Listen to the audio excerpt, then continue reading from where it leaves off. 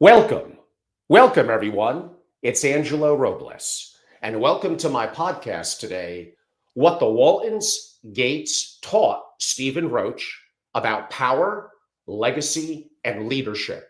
Right before we get to that, and I know we're starting just a pinch late, it's been a couple of weeks, so I returned everyone from the West Coast. It was a whirlwind travel to Nevada, Utah, and briefly Wyoming, and lots of new content. So many of you know last year I was extremely active on long form 2 or 3 hour interviews. And I love to do those. And you're going to kind of see one today making a run at an hour and a half or longer with Stephan. And that's going to be incredible. But I've been doing more and more shorts as solos. I've been hosting many more programs and events for my members. And if you go to angelorobles.com, you'll simply learn a lot about what I'm doing. And it's been a whirlwind year, especially for travel. So it's been a while since I've done one of these long form interviews and very much looking forward to it. Again, what the Walton Gates taught Stephan Roche about power, leadership, and legacy. Obviously, that means my guest today must mean Stephan Roche, partner at Banyan Capital. In my opinion, there are probably less than 20 really true mega quote unquote single family offices in the world with honestly massive amounts of capital, complex structures, and often multi-generational strategic depth. Stephan, as I mentioned, now a partner at BanyanGlobal, previously held senior positions, executive roles at two of those most iconic and influential family offices. A CEO of Walton Enterprises, stewarding the legacy of the quote unquote Walmart fortune, and COO of Cascade Asset Management, managing private capital for Bill Gates and the Gates Foundation. On that note, Stephan, it's so great to see you again. Welcome to the show. Nice to see you. And thank you so much for inviting me to join you. It's a pleasure. So, again, back from my West Coast travels, got to get back in the swing of my long form interviews. And I just have so many thoughts and questions that I want to learn from your experiences, which are incredible. Why don't I start with what do the world's wealthiest families, what do they really prioritize behind closed doors? Angela, that is a great question. And it's one of the things that I think about when I was in the roles working with the Gates and then the Waltons. And it would start with the fact that it's not about performance. It's not about tax efficiency, at least primarily. Most great families start with a sense of purpose. What are we doing together as a collective family? Why do we want to stay together? How do we want to think about our legacy on a multi-generational basis? And you have to start there because otherwise what happens is instead of your family really driving the purpose of your wealth, your family being at the lead, the wealth becomes the lead. And so what I talk about is you don't want the family to serve the wealth. You want the wealth to serve the family. And in that way, what you're doing is you're giving an opportunity for that wealth to create the space, the potential for the family to reach its personal, its business, its philanthropic aspirations. That's what the great families do. They think about the financial capital as one of the areas that they want to grow and develop over time, and not necessarily the predominant one. I'd love to explore a little bit more about that at some point in our conversation, because so many families focus on wealth preservation and not wealth growth, but that's a smaller piece of the pie. That is part of what makes a great family, is thinking about that wealth in a different way. But the really great families understand that in order to be a successful multi-generational family, you've got to be thinking about values. You've got to be thinking about purpose. You've got to be thinking about those aspects of being a family that aren't necessarily related to the fact of the wealth, but are related to the fact of being a family and all the dynamics that entails.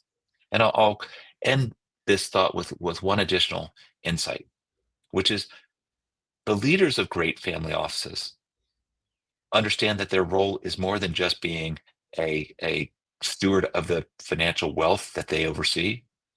It's also about playing a part in helping create a very positive family dynamic. So thinking about sometimes you're a diplomat, sometimes you're a therapist, sometimes you're helping families who might have what we sometimes call fake harmony. And that's another topic that can be really interesting to delve into. What does that mean, fake harmony?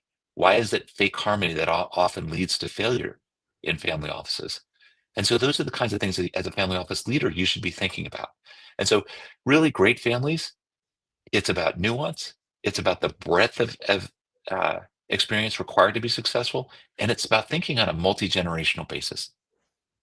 Wow, that's great. So let's dive a little bit into that, and we'll come back to that throughout our longer forum interview. I agree with you that it starts with purpose.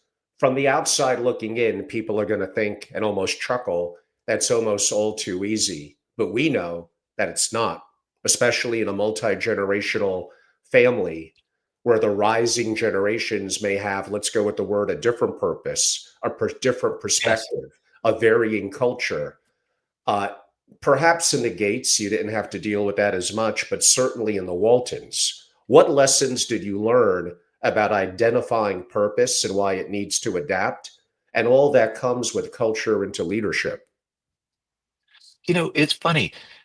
It's a great question, and I've seen this not just with the Gates and the Waltons, but I've now worked with more than a dozen other families, and I also am very close to many other family office heads. And so this is a discussion that we have quite often, and it's a recurring topic.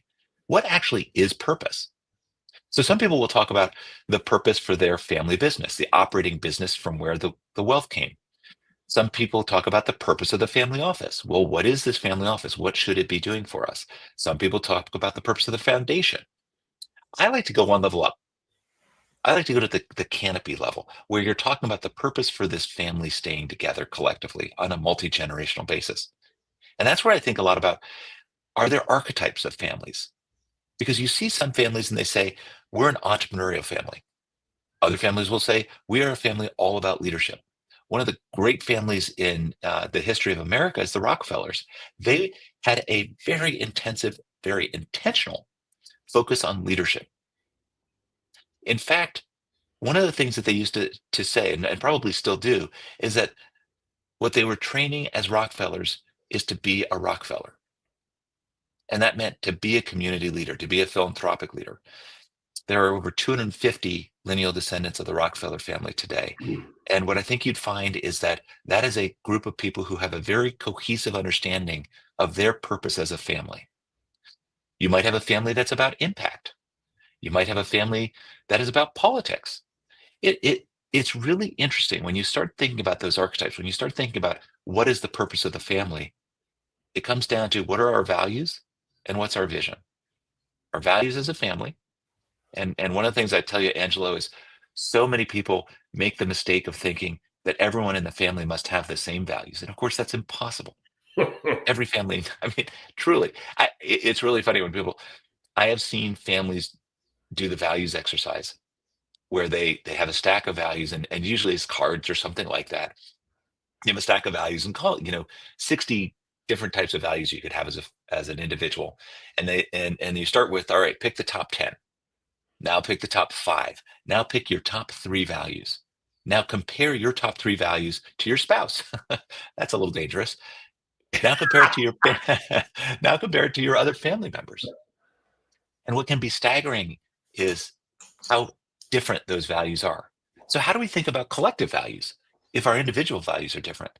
Well, that's an important distinction because you can have collective values, but what you want to make sure is that those collective values that you have, that there's a connection back to your individual values, that there's a connection back to the individual purpose of the family members.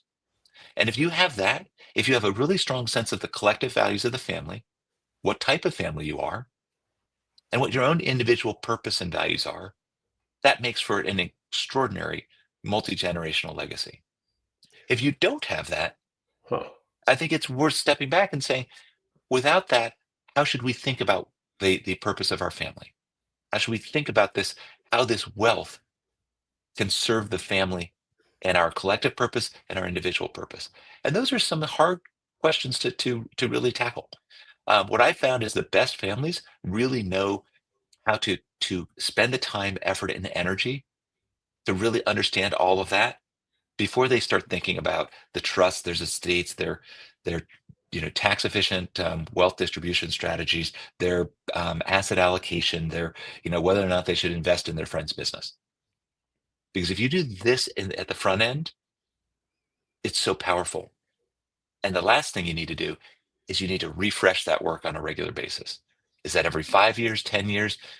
It really depends on the family, but I would say you just need to be thoughtful about the fact that these um, the sense of purpose can evolve over time, and that's really where you get into how do younger generations and older generation, sometimes there's a little bit of conflict. How do you try to get them back into cohesion?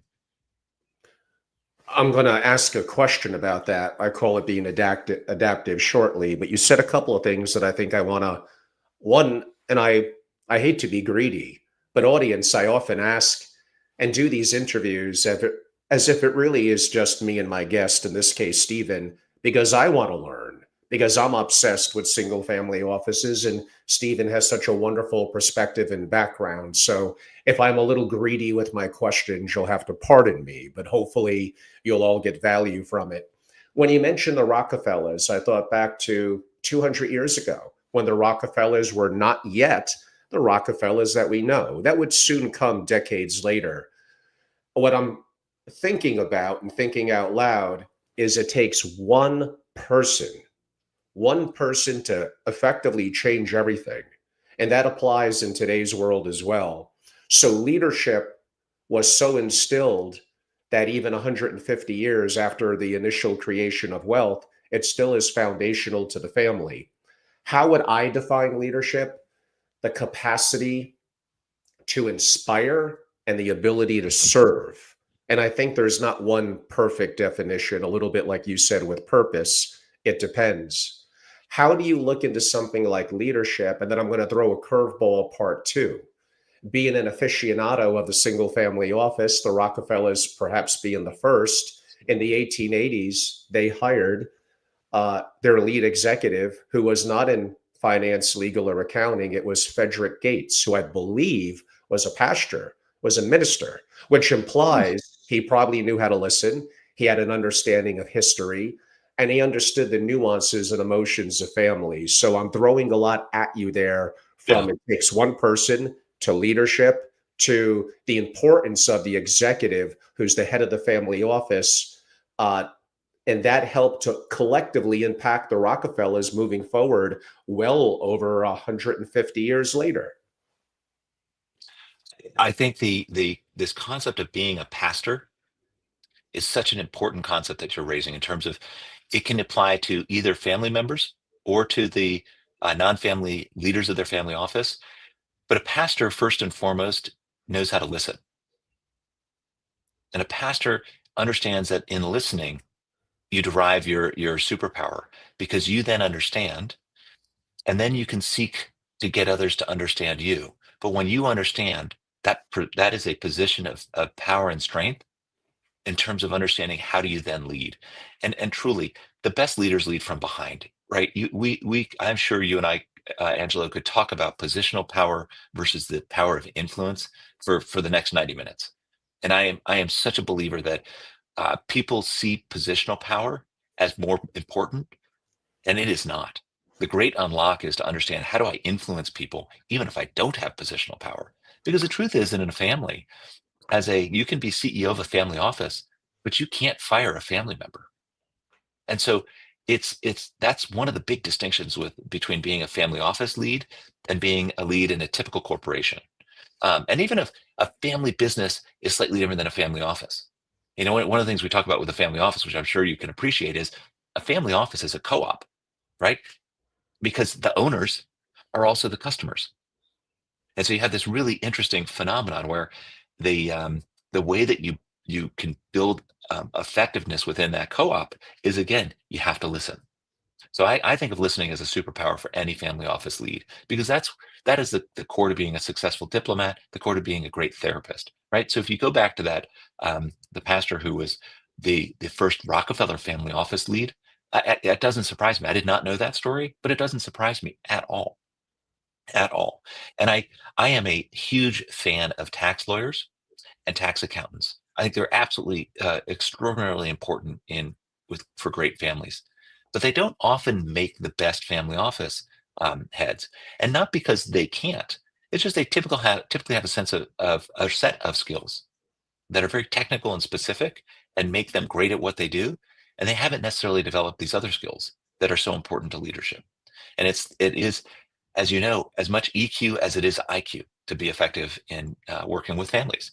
And great families also know how to be very open, honest, and direct with their family office heads and the family office executives, so that the family office executive can be more effective. So all of this plays into this idea of how do you create a great family office? It's subtle, honestly. It's nuance. It takes time and effort. It's not just because you have great wealth doesn't make a great family office. And again, it goes all the way back to that concept that you don't want your family to be in service of the wealth. You want the wealth to be in service of your family. And in order for that to happen, you really need to understand, what is it that my family is seeking to achieve? What are our aspirations? And 150 years later, the Rockefeller family is one of the most extraordinary families in American history, and probably the history of the world. But there are families that are uh, you know many generations deeper in Asia and Europe and South America. So those are also really interesting stories to tell. Well, since you bring it up and going a little bit off script, which I love to do, you are correct. In my travels to Europe, I can think of the Habsburgs, having met some of them and other Hmm. families. And one of them, Octavian Palati, that I interviewed, boy, I don't know how many generations, Stephen, but when I asked him, how far does your family go back in terms of, let's call it, having wealth and legacy? Oh, Angelo, about 1,050 years. Like, okay, that's in Amazing.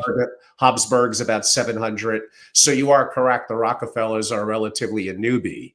So Yes. my question in trying to craft a question is, I did ask him in terms of things like legacy and leadership, and I also asked about Hmm. assets, and he mentioned things like land, art, Hmm. gold, uh, even diamonds and gems, things that have withstood, quote unquote, the test of time as assets that have held their worth. He also spoke about, and it may get to be a little bit of a sensitive subject.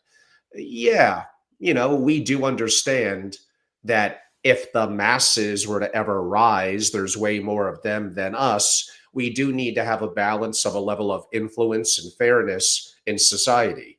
Now, we could argue then members of the family went into clergy, which he said, went into military, and went into politics, basically three Hmm. things. Maybe Yes. maybe today's variation of that could be media, investment banking. The world has changed, but the Hmm. concept of maintaining, and I don't know why this has a negative connotation, but power and influence really never changes.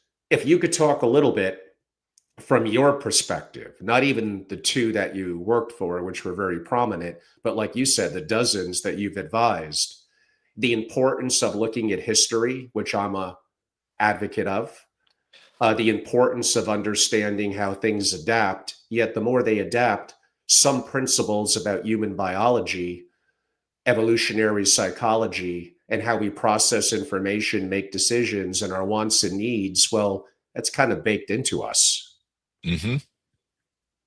Well, I have two stories that I'd love to share, and they're very telling. And I imagine you have, many similar stories.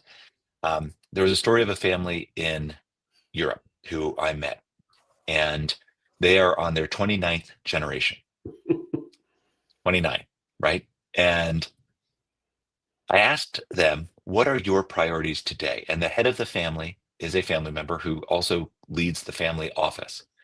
And I said, what are your priorities? And what was so fascinating is that his priorities were identical to the priorities that I was really focused on in my role working with Walton Enterprises at the time. Generational transitions, leadership development in the next generation? How do you incorporate impact? Something that I hope we can touch on in our conversation, given how much that is really influencing this next generation within wealth. All the same issues, and yet they're 29 generations in. How powerful is that? To remind us that they're not new issues, they're hard issues, and they're never fully solved. But the idea is to continue to return back to them, so that you're thinking about them, that you're really engaging with these issues because they're important to get right if you want to have a 29 generation family. And I got to tell you, 29 generations is a lot. Okay, fast forward, I met them a few years ago. Fast forward about 6 months after I met that family, I had an opportunity to meet a family from India, a royal family from India. And I was talking to the prince and princess of that family.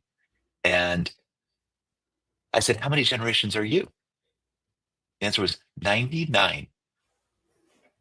I mean, to say my jaw dropped to the floor, Angelo, I mean, I'm not even sure I understand the math on 99 generations. It's an extraordinary thing. Extraordinary. Now, with 99 generations, there are so many decisions you have to make right over time to ensure that your family still has that. They literally live in the family palace. The art that they've been living with as a family for more than 1,000 years. The reason I got to meet them was that they had, for the very first time in their family's history, taken the art out of their palace and had a special exhibition at the Freer Sackler Gallery in Washington, D.C. And my wife just happens to be on the board, or happened to be at the time, I should say, on the board. And so we had an opportunity to see that art, which was extraordinary, but to also meet the family. And to understand what that means and how to get to 99 generations is to really get an insight into what you should do today when you're at G1, when you're at G2, and the G2 to G3 transition, which you and I both know is actually the most difficult transition. It's not G1 to G2, it's G2 to G3. And so really thinking hard about the implications of that is so interesting and fascinating and fun. But it also speaks to the fact that these are even as you said, these are human problems that have existed and will exist in all the past and all the future. Ah, yes. And audience, I promise, speaking of the future, yes, we will get to AI and some of Stephen's perspectives and feedback that he's getting from the families. Stephen, I'm kind of known as the AI guy in the family office world. I don't know if that's a good thing. I don't know if it's a bad thing either. It's just the reality. But we'll get to some of that. But I think it's important to Good. build up. So what you said was from second generation to third. Correct. That's historically been the most challenged. But I would like to talk about something that a mutual friend and colleague noted. I believe it was Dennis Jaffe who stated it really is up to the second generation whether they want to be, let's go with the word, a dynastic family. Yeah. Why, and I know you're not Dennis, but why would Dennis say that? And has that been your experience? Your experience with the Gates wouldn't quite transition into that, but with Waltons, it probably did. And with Oh, other absolutely. families. Why is it so important for that second generation to decide we are going to be a dynastic family? Well, I love Dennis Jaffe. I think he is just an extraordinary um, gentleman, and I use the word gentleman very deliberately because he is somebody who is willing to share his experience, his insights, his ideas in a way that not many people in the family office world have had as much influence as Dennis. And I joined BanyanGlobal full time recently, and I got to know uh, Dennis, probably the last 2 or 3 years, and he's a gem in the family office world. But I'm going to disagree with him. Okay, let's And do it. the reason is I think you have to make that decision has to be made every generation. I think it's not even the hardest moment to make the decision at G2, but I think it's a decision that needs to be made at G1 and G2 and G3 and G4 and beyond. And it's a decision that you have to come back and revisit. And you want to be very thoughtful about it because again, when you're talking about do we want to be a dynastic family, I think of that as being equivalent. Do we want to be a wealthy family? It's not the right question.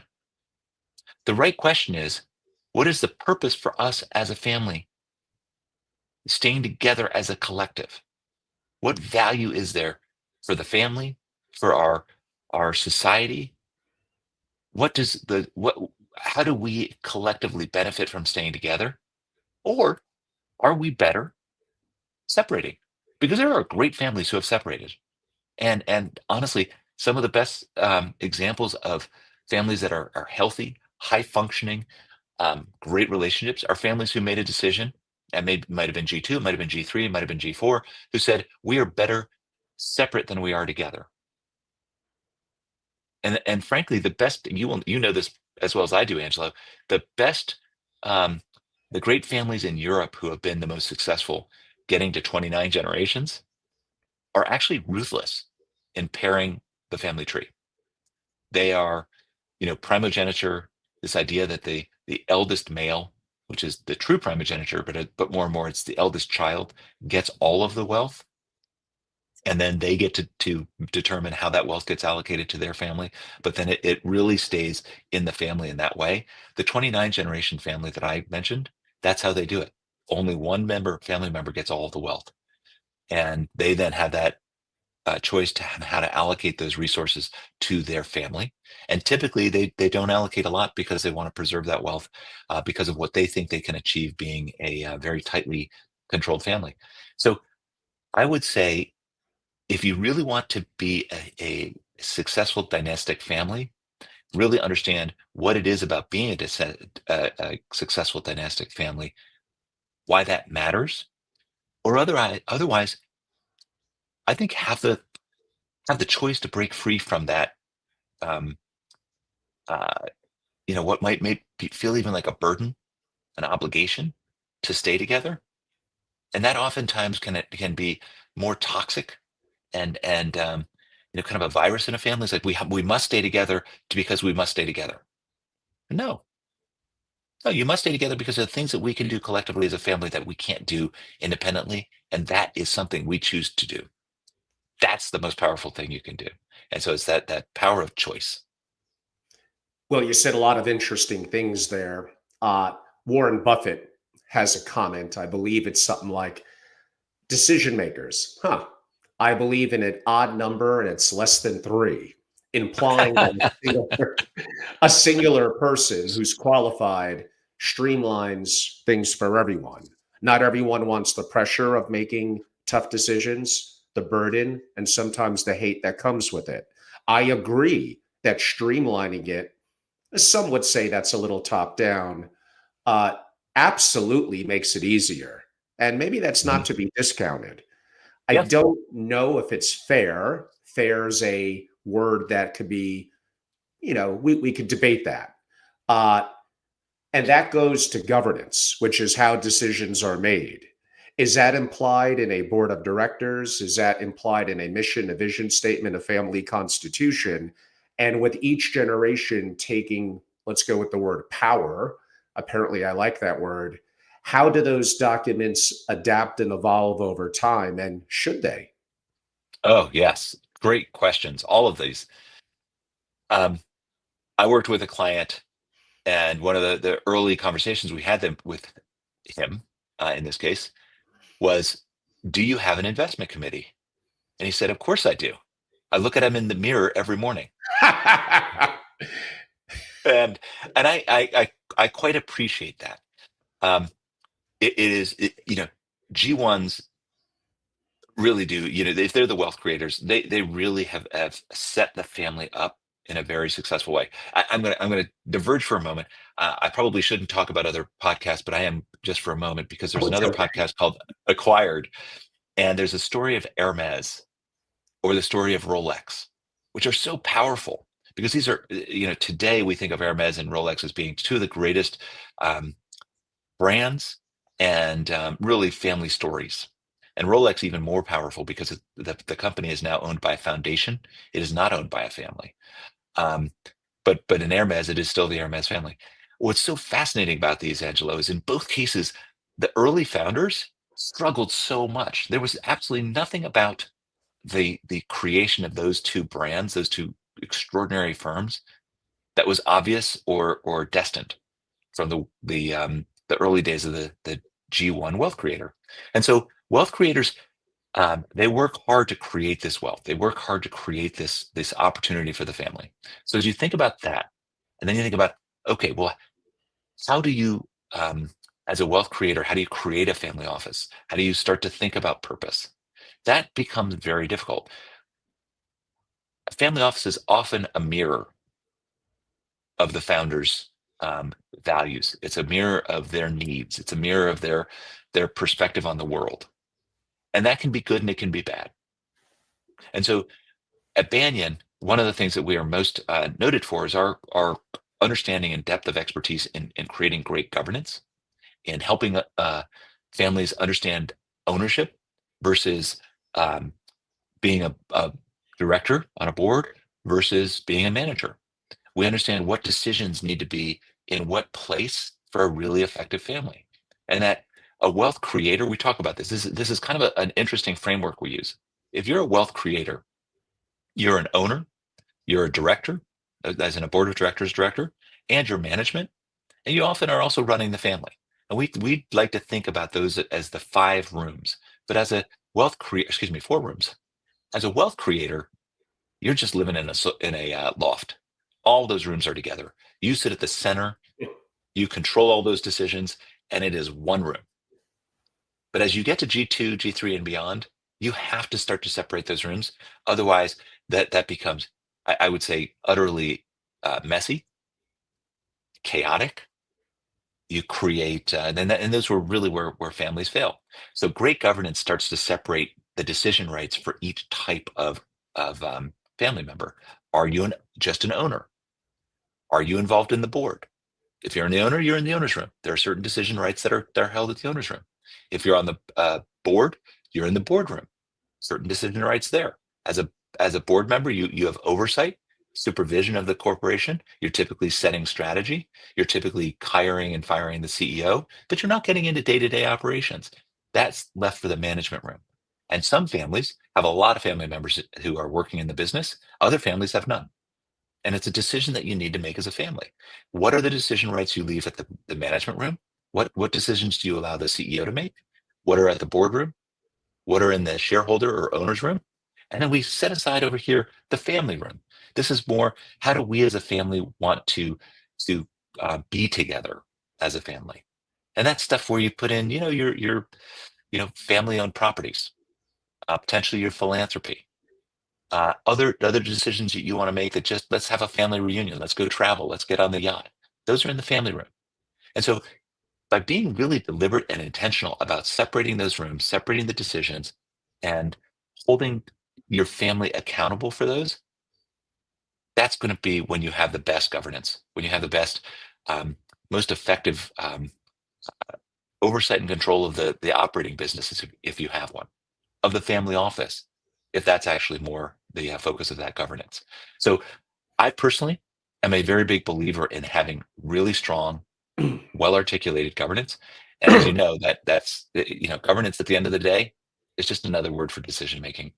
Hi, I mean, exactly. and I'm I love, gonna and I'll just one thing. I'm sorry, Angelo, sure. but just one thought on that Warren Buffett comment. I do love that, but the problem with that is that if you say I prefer decisions to be made by an odd number of people, less than 3. The problem with that is you actually can't do that when you get to bigger families, and families grow exponentially, and you have to be really thoughtful about that. It might work okay for the G1, but quite honestly, if a G1 never teaches their family members how to make decisions and they pass Exactly. away, boy, have they left a mess. I'm gonna give a little bit of pushback, but in a positive way. Of course, I believe in governance, a level of structure and systems, absolutely a Mhm. family constitution, a mission and vision statement, although sometimes they could be a little fluffy. Uh, my question is going to center around when there gets to be too many, let's go with the word structures, systems, rules. Yes. It has advantages, it has disadvantages, in my opinion, in making the family bureaucratic, slow, and the opposite of being anti fragile, they become more fragile. How do you balance when it's overkill? And how do you have the family make that decision whether it's singular or, pardon the pun a little bit, in a committee or a group, again, adding to the layers of complexity. When is enough enough? Wow. I mean, that is such a great question because it really points to some of the greatest challenges. And so I'll give you an example. I worked with a client to create a conflict resolution policy, and I came in late to the process. And the conflict resolution policy, when I entered the process, was a um, Word document that was, gosh, it had to have been 30 pages. And 25 of the 30 pages were just a chart listing every single potential conflict and then essentially a path to resolution for every single one of those conflicts. I looked at that and I said, well, that could be an infinitely long document. Think about how many different conflicts you have. And think about the conflicts that you as a family bring to the table every time you sit down as a family. I always talk about the fact that when you get into family boardrooms, sometimes you don't leave at the door when Bobby pulled Sally's hair at age 10, and you have to. And so, how do you resolve that, right? So, we went back to the drawing board, and I said, my goal is to get this conflict policy resolution policy to a half page, and I think we can do it, and we did. And the conflict resolution policy got down to essentially family member who feels that they have been in some way wronged by another family member. They have a set of obligations. Number one, to raise the issue directly with the family member who created the offense. If they do that and they don't feel it's adequately resolved, there was a group of family members who served in a capacity to help participate in conflict resolution, and they would go to that group, and then that group had a plan for how do they, essentially listen to the complaints and try to help resolve those complaints.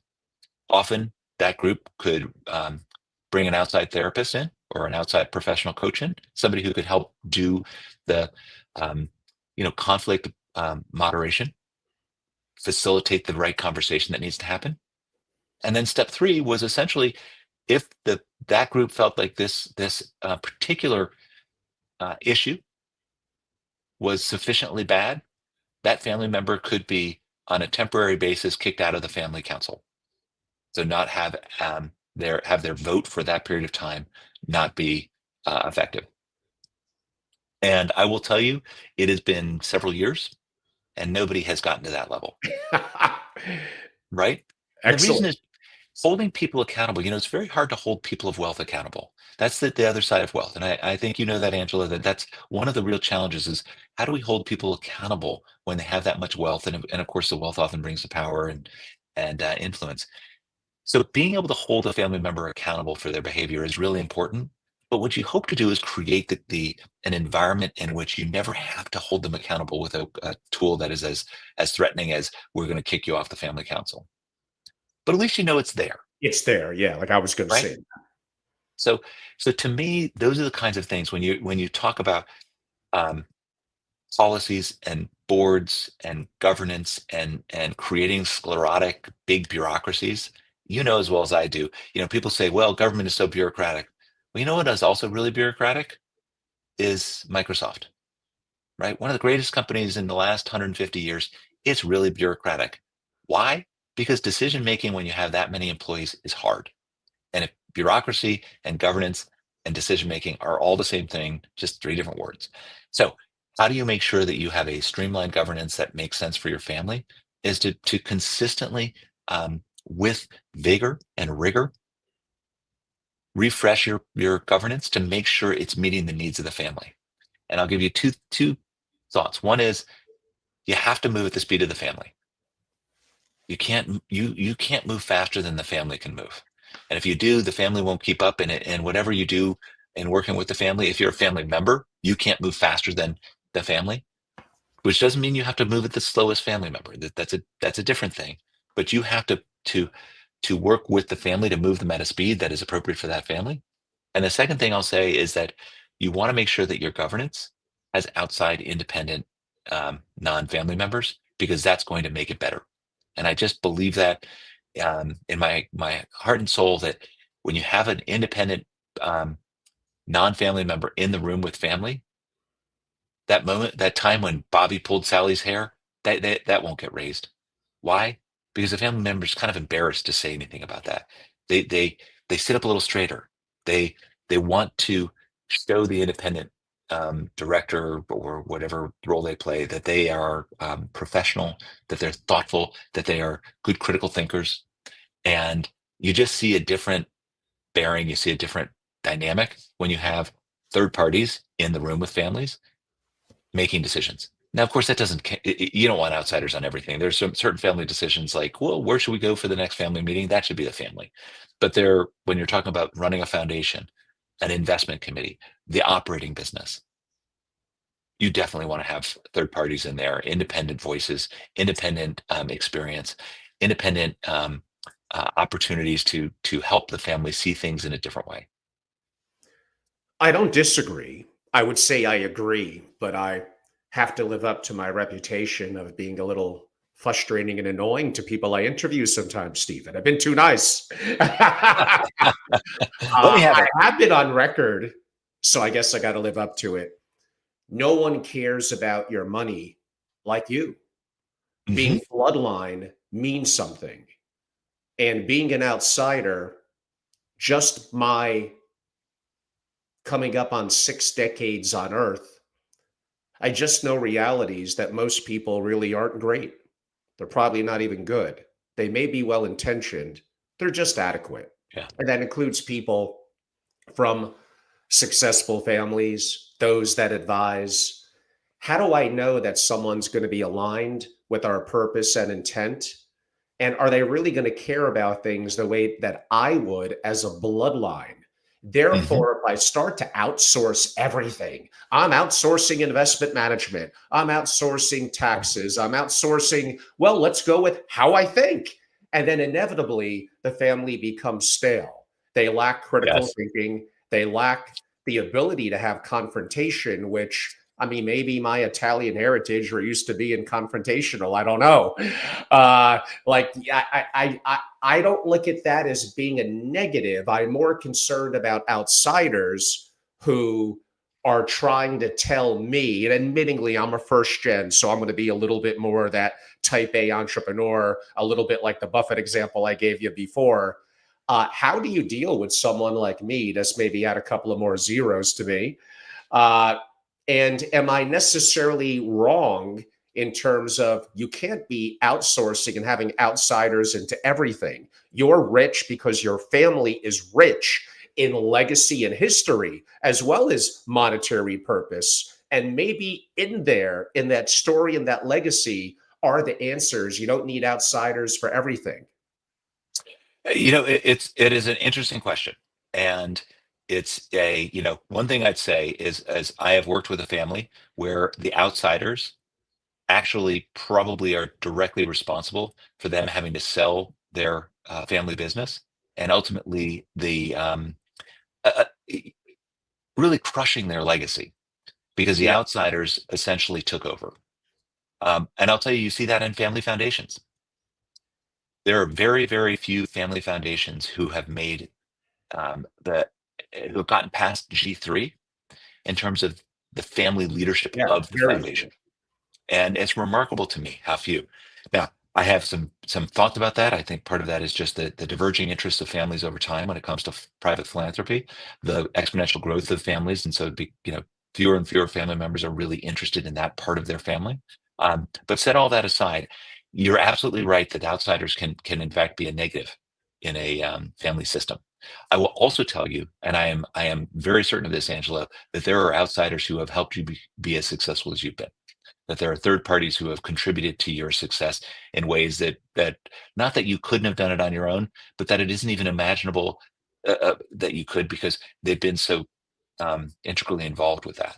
And so it's an understanding that the power of that third party perspective in the right time, in the right way, um, through the right mechanism that allow the family to continue to control its legacy, but to get the benefit of all that the value of outside perspective, of outside wisdom that will make them even more effective. And honestly, it all comes down to knowing the family purpose. If the family knows Yeah. their purpose, outsiders are there to be a benefit, not a constraint. If the family doesn't, and the family thinks we're just here about wealth preservation, and otherwise I'm going to go do my thing, you really do lose the ability to leverage that the capacity of those outsiders to give you boost, to give you to raise you up as a family. So yes, it can be a blessing, it can be a curse to have great outsiders, but at the end of the day, you should also preserve majority vote for family. So there's Of that. course. Let me ask a couple of maybe more single family office operational type questions. Most family Yeah. offices are, I believe, stuck in kind of a reactive loop, uh, meaning you have to understand what's the opposite of reactive. I guess you could say being proactive. If you're only reacting, I don't see that as being excellence. I get it. Things come up. There's goals of the family that you need to do. Not everything is exciting. But if you're not proactively thinking for yourself, thinking of more than just wealth preservation, because inevitably that does fail. Just give it a long enough time horizon. So, Absolutely. how does a family office, especially a C level or really more of a leader, help to get away from being stuck in a reactive loop and break out of that? Yeah, it's when a family office becomes defensive in a sense. It's when it's about wealth preservation, not wealth growth. When it's about compliance, it's about just saying yes. It's it really,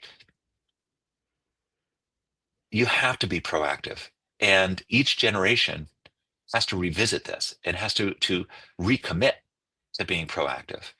And again, this family that I was suggesting that the outsiders really destroyed their family legacy. They preserved the wealth, but they destroyed the legacy. It's tragic because you can't go back and fix that, and it's very difficult to rebuild that. And so it takes, and every family needs to be consistently rigorous around this, again, this sense of purpose. I know we keep coming back to it, Angela, and I hope it doesn't get too much of a broken That's record. good. Yeah, I mean, assuming your audience knows what a record is and what a broken record is. But yeah, it's it's really important to be thoughtful about what it is we are consistently trying to achieve as a family. And again, we talk about the collective family a lot, and that's appropriate when you're talking about family offices and great families. But you also have to talk about the individual family members. And so to break free of that reactive loop, to break free of that of the um, maybe even some of the values of the founder, maybe it's the control of the founder that you've got to break free from. It really requires you to design for evolution, to have a proactive strategy, think about governance refresh cycles. Like, that's something we talk about a lot at Banyan. At Banyan, we think, you know what, if you're not going and thinking about that governance on a pretty regular basis, not every year, you don't want to then it becomes tedious, but you want to be thoughtful about it every 5 years, every 7 years, reflecting on, does this governance still work for us? Is it still achieving what we want to achieve? When we look at our family business, our operating business, is it achieving the goals that we have set out for it? At Banyan, we talk about there are three types of owner strategy. You could think about your operating business about control, growth, and liquidity. And those are all pretty obvious, but they're also trade-offs. You can only have two of three. You can't have all three. And so making sure you as a family are reflecting on that. Has that changed? Should it change? If it does change, how do we evolve our governance to reflect that? When you think about your family office, how are we doing as a family office? You mentioned, I have a family member, we'll say, who is a member of a family that is a basically 250 years of American history in his bloodline. And he is a director's descendant of two different families that were signers of the Declaration of Independence, several who were signers of the Constitution, and which is a pretty extraordinary thing. But, and at one point, I believe his family, he comes from a family that was the wealthiest family in America, but he did not inherit meaningful money at all. And so he and I have talked about writing a book called When the Money Runs Out, right? I mean, Angela, think about how interesting that book would be. How many families there are who have gotten to that point when the money ran out. And it does happen. All families. It is very unusual to have family, it is far rarer to have family wealth stay. So what do you need to do differently as you think about that? How can you become an enduring family? And I don't like the word dynastic. I do think that has some negative connotations, but I think enduring is extraordinary. And I think about that for my own family. And like you, we're missing a few zeros on our family wealth, but I do think about our family values, and I think about how do those get passed down successfully? Our family, a sense of purpose, a sense of commitment to our friends and our family and our community. Those are the things that my children will inherit from me, since they won't inherit dynastic wealth, right? So I think all of this, the reactive loop, is what you get in when you really refuse to address these topics in a really positive, thoughtful, um, energized way, because you become defensive, protective. You think about compliance. You think about, what if the wealth does run out? Let's make sure we don't, let's preserve cash. It's like, no, you've got to take risks. You've got to really believe in yourself as a family, believe in the potential for the wealth to serve the family. Does that make sense? Yes, of course. In a long enough time horizon, being static or reactive, effectively everything is going to go to zero. It's going to negate. It may take hundreds of years, although likely a lot less. You Yeah. always need to be recreating. What you could control is your legacy, the actions that you take, what Yes. enters your head, what you think. And again, the actions that you take from that. It's important to recreate from an entrepreneurial perspective. We could save a little more of that discussion for a different time. Thinking a little bit from the role of a family office executive, I need to understand who I am. I need to understand a purpose that I have that relates into culture, leadership, behaviors, and the actions that I take. But I'm not acting in isolation. I have a team. Oh, and by the way, I have a boss, the family, and it might Yes. even be even an inconsequential member of the family. Theoretically, could still be enough to get me ousted. So, how do I understand and integrate? If I'm understanding who I am first, my purpose, my culture, my leadership, my behaviors and actions, but that needs to be reflective of, do I know with my employer, the family? How do they think? How do they process information? How does our culture intertwine, knowing that I have to serve them and I'm getting Right. properly compensated as such? Uh, Maybe this goes back a little bit to our earlier discussion, but I think it's important to align. And why I'm saying this, I'm going to be very honest with the audience. And I know some of the executives get mad when I say this. The reality, by the law of mathematics, most family offices are average. On a scale of 10, most are going to be a 5. Don't, why would I want to have a family office if it's not going to strive to be great? I'm not saying it's going to be that in a day, a month, or a year, but I want excellence. I want it to be incredible. And what I just described about who am I, about purpose, about leadership, or culture into leadership and how they intertwine, and then the actions that I take, how do I weave that into the culture of the family office and understand that we're similar but different than the actual family? And how do I work within that ecosystem, which could be an eggshell sometimes?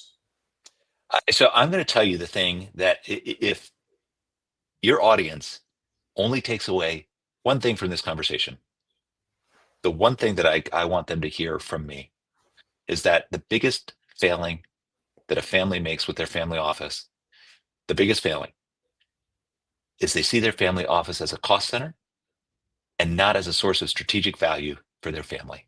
Exactly. Period. I mean, I love it. I'm obsessed with You're SFO. all in. I make money by families joining and being a part of it. I Yes. mean, I've done It's debates, Stephen, where the single family office of excellence is the ultimate in privacy control and customization. And I have Mhm. people tell me, well, no, it's not quite as professional. You need outsiders. You need outsiders to do an investment policy statement. And I call poppycock to that. If the family office has the right resources and is striving to be excellent internally, it is the the ultimate, for lack of a better word, the super rich or those with a legacy. That being said, I have to also face reality, and your experiences, most are not excellent. Therefore, if that is a mandate that you think about, how would you recommend, if you were talking even as a friend over coffee to someone who now has a position of leadership in a family office, what advice would you give them? It's funny. I actually get that question a lot, Angela. You might not be surprised. Um, my smartass answer is, oh my gosh, run away. But the reality is, it can be an extraordinarily rewarding role, but it is really, really hard. And the first place you need to start is that you need to ensure that your values as an individual, as a human, are consistent with the collective family values of the family that you're working with. Because if they're out of alignment, that lack of alignment, it'll be like a little sand in the gears in the beginning, but over time it becomes a sand dune in the gears. Like you just can't avoid the fact that long term doesn't work. And it's okay. So the first thing I always tell people is be thoughtful about that. The next thing I tell people who want this role is that make sure that you have your diplomacy and therapist hats on much of the time. And again, not because you are a therapist, because you're not. That's offensive to families, frankly. But the truth is, a lot of times you're dealing with family dynamics that can be challenging to navigate. The next thing I'd say is it goes back to our conversation about being a pastor. Being a pastor is about listening. It's just it if you can't be a super effective listener, you're never going to be successful. The next thing is understand, and I say this in a kind way, but when you work for a family, you are the help. You Yes, are you are, and it's not a bad thing. You are helping facilitate great families doing things that are extraordinary because of the resources that they have available. And again, with the idea that if the wealth is in service of the family and you are helping to steward that wealth and steward the purpose of the family on their behalf, what an extraordinary position you're in. Extraordinary. But when things go bad, they can go really bad. Um, I do want to circle back, if I can, Angela, to just this concept of the average family office. I I sit on the advisory board for the Chicago booth, the business school at of Chicago, course. University of Chicago, on the advisory committee for a new family office initiative that they are leading. Mhm. And the idea is to create a pipeline of talent for the family office world. And the reason I'm on this advisory committee, and there are about 8 of us on this, is because I believe deeply that there is a dearth of great talent in family offices. The reason I think there's a lack of talent is because I think too many families see it as a cost center. And so they're Yes, not willing to develop the talent they need. They're not willing to invest in the talent that will really make these family offices great. And I do believe a great family office is a superpower for a family. It is a tool for really ensuring that these families have multi-generational success, that they thrive on a multi-generational basis. That's what a great family office can be. I also will tell you that I tell a lot of families don't have a family office. I absolutely. say, yeah, interesting, right? I say, you don't want to have a Stephen. I'm a pain in the ass. I mean, I just am. And the reason is because I'm an individual. I'm not a family member. I am going to bring my own values to the table. I'm going to bring my own talent and capabilities. Now, well managed, I can be an extraordinary resource, but it's hard. It takes time and effort. And a family office, if a family office, I talk about it as the yacht effect. If your family office is just something to show off, like when you're golfing with your buddies to say, hey, I got a call from my family office president, like, don't do it. If you really see your family office as a strategic asset for your family to create extraordinary outcomes for your family, then go all in. But just understand it is a commitment. It's a really big commitment. How do you find the best talent? It's hard. How do you develop that talent over time? It's hard. How do you make sure that family office is successful? That's even harder. How do you measure the success of a family office? Oh, geez, Angela, you and I could probably have a 3-hour conversation on that single topic alone because it's Because not much of just it, investment performance.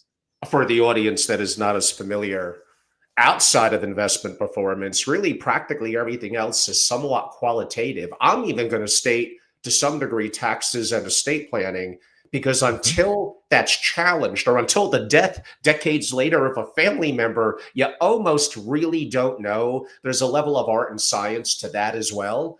But a lot of it comes down to, but Angelo, I think I'm doing a good job. I'm quantifying this and that. I'm like, how does the family feel about you? Because if you have one influential family member that is not feeling you in a good way, I don't think it's going to work out long term for you. And that's on you Absolutely. to figure out that issue and help address it. How do you make the family feel qualitatively, or how do they feel qualitatively about you? And so a lot of that has nothing to do with numbers and metrics. No. And that gets to that, we talked very early, you made a comment about vision and it being soft in families. I will disagree with you. I think a vision is actually important. If you do have a vision correctly, it can be very important because to me, a vision is time bound. And within that vision should be very clear success metrics. And investment performance is one of them. But even that can Sure. create conflict. I think about families who, you know, um, when they think about their wealth, at least some of that wealth is going to go into investments that they know is not going to drive top quartile performance, but they do it because they've got other reasons for doing it, other really good reasons to do it. Maybe they're investing in their companies in their hometown because they want to make sure that they're creating the next generation of great businesses in their hometown. That's awesome, but that doesn't generate necessarily top quartile returns. That might be, average returns. It might even be below average returns. But it's really important because we're measuring this in another way, which is how do we build a great community around us? Well, that then tends to start to uh, put you and the investment professionals uh, in maybe not conflict, but definitely having different expectations of what we're trying to accomplish. So that can be hard. So even investment performance, as you said, is not always clear. And tax of performance. Oh my gosh, Angela, one of my favorite examples to share with people about taxes. Um, when you're a tax lawyer, your job is to create extraordinary opportunities to reduce your tax, right? Whether through estate planning, through corporate entity structuring, whatever. That's your job. And so there's a family member that I had as a client who was sitting at a table with me and went quiet for a moment when I asked her, what is it that she was hoping for her children? A question that is always a great question to ask to really understand what a family is looking for. It's like, what are your hopes and aspirations for your children? All of whom were late teens, so they weren't quite young adults, but they were, not young children either. And she said, you know what, Stephen, I screwed up. When I started this job, where she was wildly successful, her lawyer told her to put most of her stock options and stock positions into trusts in benefit of her children that were irrevocable. And she said, if I had any idea what would have happened with that stock, I never would have done it. I didn't have any intention for my children to have that much wealth. Um, uh, and there's nothing I can do about it today. Absolutely nothing. Because the lawyer didn't ask her, what is it that your hopes and aspirations for your children? The lawyer just said, here's the most tax efficient way to pass your assets down. And he was right.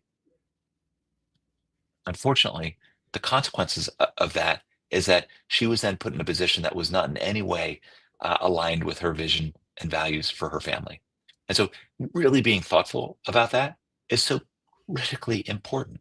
And the best family offices, again, start with purpose so that they know how to build their investment policies, their investment portfolios, and to do the asset allocation. They know how to use private equity and private credit and private investments um, as an allocation because of the long-term capital commitments and the tax deferrals, but that creates these extraordinary outcomes long term. They know how to use the right trust and estate lawyers to build trust and estate that map to their values. They know how to build out the other family services that make sense.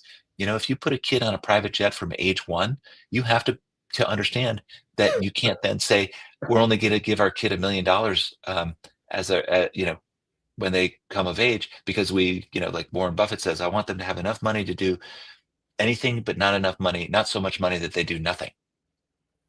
And it's like, well, you can't do that to a kid.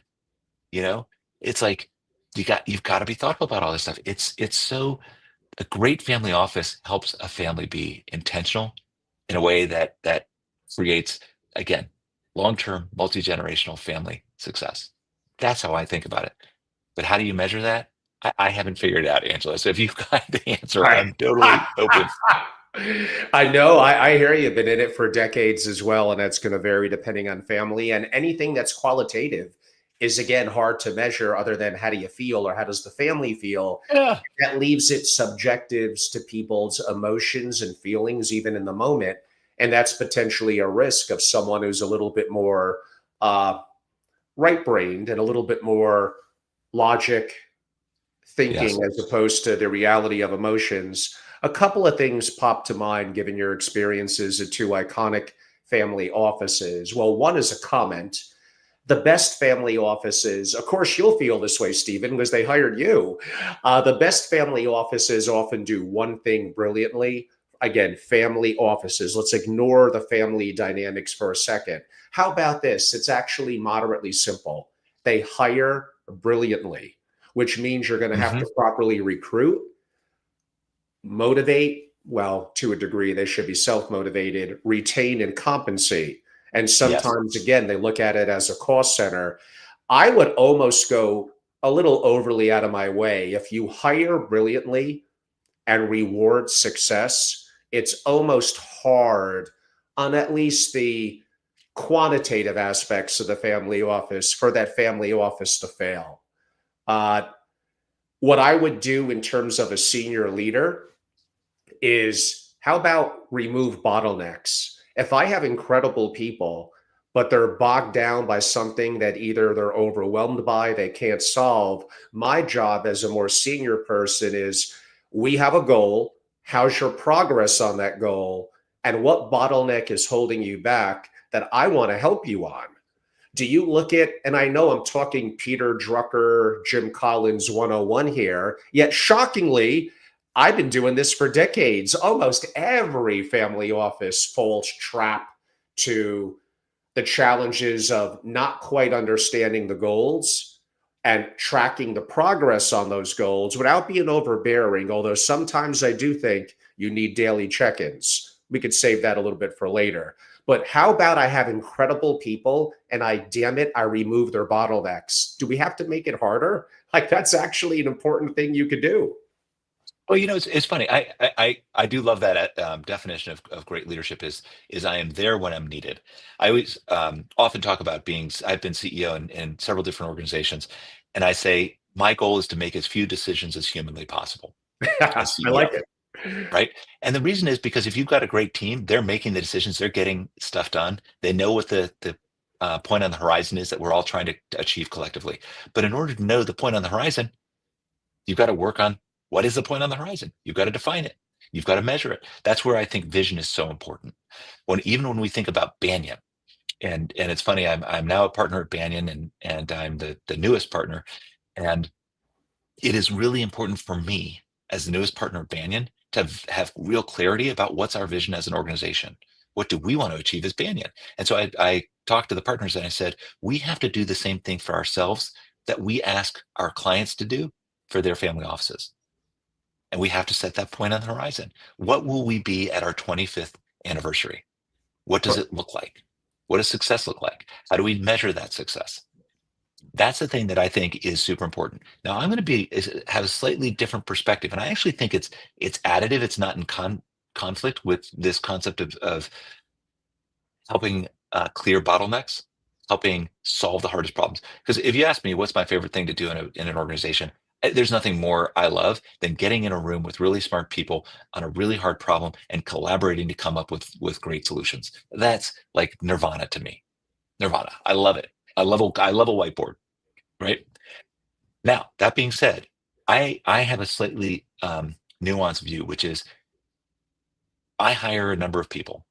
My job is to get each of those individuals to achieve their full potential. Because if every single member of my team is operating at their full potential, that just gives extraordinary lift to the whole team.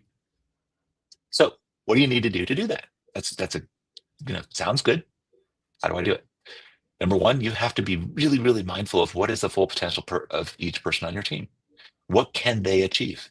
And how do I think about that? So we do a 9-box exercise. And the 9-box is, what is their performance and what's their potential?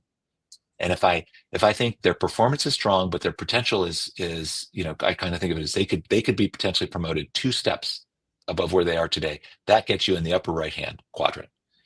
You don't want the entire team up there. That's too much, right? That's everybody wants to be promoted and nobody wants to just do the work. And so you actually need people who are strong performers who are exactly where they should be. That's the bottom right. And I call those the boulders, the people who just are the foundation of the team. I had some people on my team with the Waltons, some tax accountants who were unbelievable, just so valuable. So what do you do with them? Well, you make sure that you compensate them. They sometimes make more money than their boss. Why? Because they're so important in what they do. Those are the kinds, that's the mindset, is if I've got someone who's operating at their full potential, but their full potential is the position they're in, I think that's awesome. But if I have somebody who is a mediocre performer and doesn't have much potential, you better believe that I'm going to work on either helping them become that full potential or helping them find another role somewhere else that's going to be a better fit for them. And I am a huge believer. You're not firing people. You're giving people the opportunity to find a role that is a better fit for them. And I have had to terminate many people in my career. There are some who do not like me, but most are thankful that they were able to get out of an organization where they weren't getting the what they needed to achieve their full potential and found something that they did. That's the power of great leadership, is to build an organization where everybody's operating at their full potential. And honestly, there's nothing you as an organization can't do at that point, Angelo. And then when you're solving those bottlenecks, when you're solving those hardest problems and you get people in the room, oh my gosh, that's just, again, nirvana. Yeah, I mean, I agree with solving problems, and effectively, problems are endless. There'll always be problems. Yes. Well, I I look call at that, you know what that is, Angelo? That's just job security for you and me. well, I've looked at in my experiences, although I like to talk bad things often about attorneys, I do have to admit, a little bit like the Harvey Specter character on Suits. I look at him less as being a attorney and more as being, I have a really big problem. I think I want you to be legal how you deal with it, although Harvey would stretch the boundaries a little bit, but I want you to make my problems go away. I generally find that attorneys at an extremely high level, and often tax attorneys, high IQ, applied intelligence, resilience, resourceful, obsessed, and actually those are traits I would look for in employees. In the family office, it's a little more nuanced with communication, Mhm. emotional intelligence, etc. Yes, So yes, it could yes. vary. But potentially, the people that I described, if they're a little bit, well, it depends. In a small family office, one person like that could challenge things, but maybe they're more remote. Maybe it's a larger structure, they're a little more isolated. But that would go into a deep discussion about, again, hiring, firing, what we're looking for. I'm going to give a little bit of a different switch. I've adapted my opinion more so in the last 2 years. I used to be a big advocate of best practices, and I Mhm. still am at the highest level. But here's my little catch to that. If I'm a typical family office that's not active with people like you and even me and others, I may not know what I don't know. Oh, so best practices, I'm going to compare to other family offices. One, what are the goals of that family and family office relative to your family and family office? Geography, size, generations in the family. And rather bluntly, going back to what I said earlier, what makes you think the comparison that you're doing, that you're probably in an echo chamber on and don't want to hear other perspectives, but just looking to reinforce your own thinking, what makes you think that they're any good, Yeah, let alone great? So yeah. I think best practices at an extremely targeted level are valuable. Don't get me wrong. But I've come to become, pardon the bad English, more of a believer in first principles. I want to break Yes. down everything like, God, it's almost a bad name to bring up these days. I don't know why, but like Elon Musk on SpaceX and building rockets. I don't want to copy what the government did. I want to understand why a rocket would cost me 55 million. Let me break it down to its components. Oh, it's like really 5 million. Uh, I look at family offices more so in the last 2 years as I've evolved and sold Family Office Association and I consult. Best practices have some value. First principles always have incredible value. You are at very high levels in Walton and Gates. What is your perspective on what I just said? I think you're absolutely right. I mean, it has to go back to first principles. And one of the first principles is a very clear purpose. And I think a very well articulated vision, because that becomes the North Star that everybody points to. And what is a North Star? A North Star is just something against which you can measure the decisions you make. It's, I like to think about, I actually learned quite a bit when I was at Banyan Company early in my career. And we had a set of operating principles. There were 10 operating principles. And we all knew them. One of which was frankly, well, I'll tell you the one that we should all be thinking of is presumed trust. That was one of our operating principles. And we would hold each other accountable to those operating principles. We would think about issues in with that operating principle mindset, which is I've got to presume trust. And presuming trust means that you just assume that people are acting out of a place of integrity and trustworthiness. Now, are they always doing that? They're not. But you know what? As a human, I am better off presuming trust. And so when somebody says something, I'm going to presume that they're coming from a place of integrity. So yes, all of those things are really important. Those first principles to understand what is it that we're in here to do together. And, a lot of family offices, as you know, Angelo, are really small. They might be 3 people, they might be 5 people. The family members may outnumber the family office. Those are great family offices too, but they're going to do things differently. And they're going to do things in a way that makes the most sense for that family. So I agree with you on this concept of best practices. To me, think of it this way.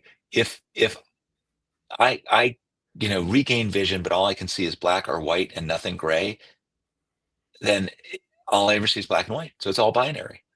But if somebody introduces the concept of gray to me, that then changes my perspective. In a way, that's what a best practice does, is it comes into your worldview to say, here's a different way of doing it, which doesn't necessarily mean it's the right way for you. But at least it triggers in you this critical thinking mindset, which is, oh gosh, if I could do it this way, might also do it this way, or this way, or this way. All circling back to with the idea that we have these first principles in mind.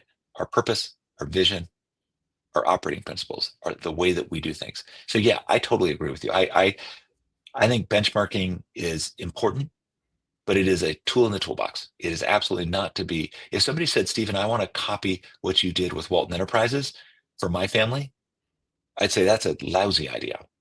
A lousy idea. I mean, truly. But I'd love to help you think about what makes sense from what I did there to help you create an extraordinary family office for your family. That would be fun.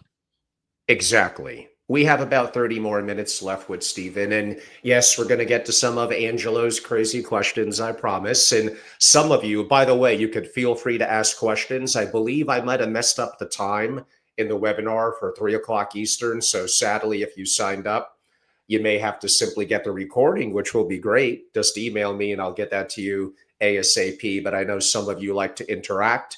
And if you are live, you're able to do that, please do. Right before we go to our final 30 minutes on next gen, on AI, a little bit of investing, and some other family office best practice. I can't use that word, practice management type things.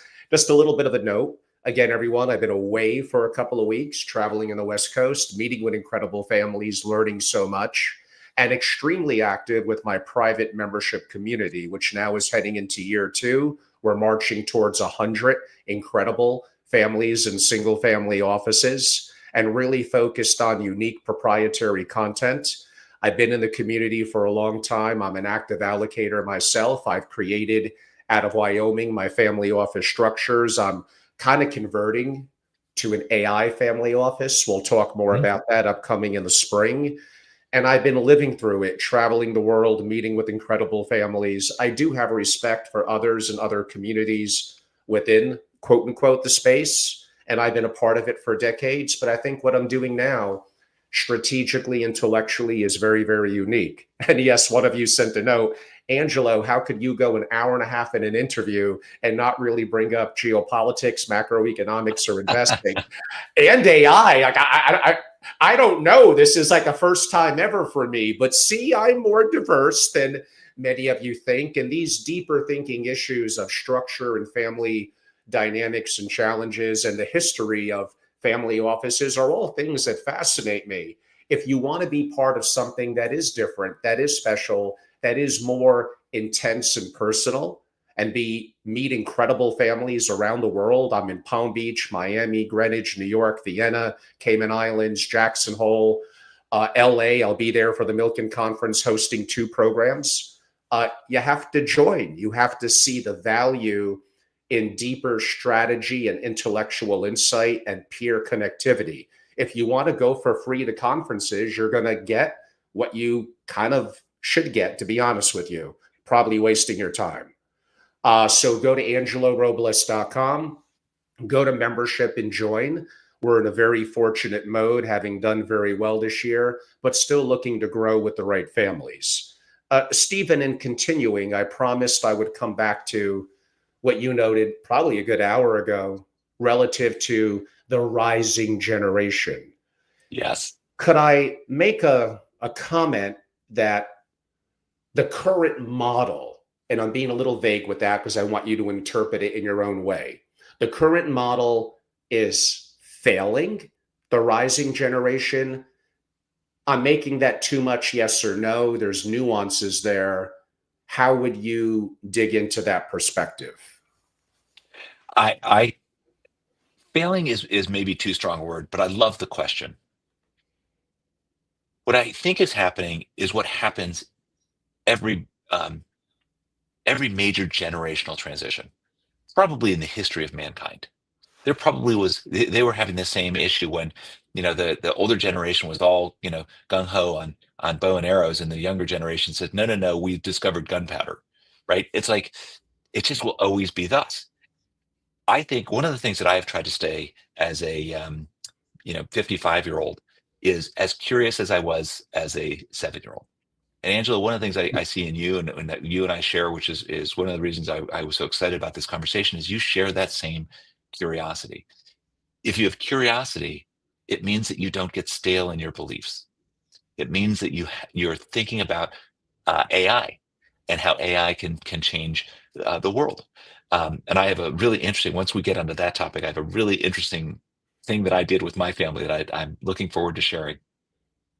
But let's talk specifically about this concept of next generation. Well, let's be clear. The next generation craves purpose. They crave transparency. They crave agency for themselves, right? And of course they do. Are in an environment now where we have said to generations of Americans, you can do anything you set your mind to. That is not a thing that you would have heard in the 19th century, right? I mean, let's be clear. It's like you can do anything so long as you stay in this particular job in this particular location, and you never spend a minute of your life beyond 10 miles from where you were born. That's that that's not the today. And so if the family office is a black box, if it is opaque, it's centralized, it's high control, it's slow moving, you're not going to adapt to that next generation. And what are they going to do? They're going to run away. They're going to say, I need more freedom, flexibility, and agency. Let's figure out, how do we make sure that the family office is thoughtful in working with the family, right? At the end of the day, the family office is the families. Working with the families to say, how do we ensure that this family office is meeting the needs of your generation and the next generation? And one of the things that's so important is for the older generation to step back to allow the younger generation to step up. And I can't tell you how many families I've seen where the older generation, they might have gotten kind of control and governance in their 20s and 30s, but it refused to give it up until their 70s and 80s. And you know what I call that? The Prince Charles problem. And think about how think about how destructive that is. I'm gonna have to steal that one from you. Thank you. Please do. I mean, it's a it's one of those things where if you really want that your platform, your family office to be there for the next generation, you have to think about being open. Again, you have to think about that purpose because they crave that purpose. You've got to make sure that the governance model gives them opportunity. I think about next generation a lot because I just think like I said, that 29 generation family in Europe, their their number one top concern was next generation development. And so I think about developing the next generation in three phases. You give them um, exposure, then experience, then empowerment. Exposure, experience, empowerment. Too many families leap from you know nothing about what's going on to suddenly you now have a very significant role and you're empowered to make decisions. Well, that doesn't make sense, right? I mean, that's like throwing a kid in a car in a stick shift car who's only driven electric and said go, good luck. Like that ain't gonna happen. So what do? You give them exposure. Should the exposure start? As young as possible. How do you use a family meeting? A family meeting is a place to learn and practice decision making, right? That exposure is so important. Board observer roles are so important. Go observe the board. Don't say a word.